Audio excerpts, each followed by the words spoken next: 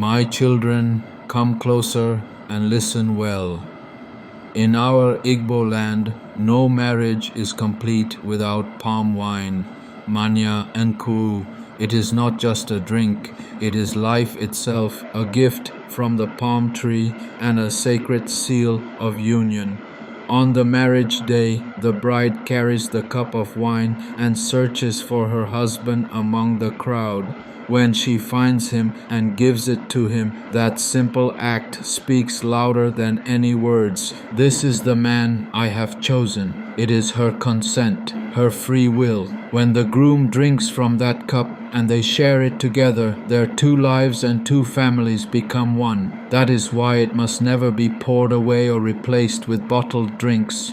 Only palm wine holds this meaning. Without this wine, my children, no matter the wealth or celebration, the marriage is not recognized. It is the wine that seals it in the eyes of our people.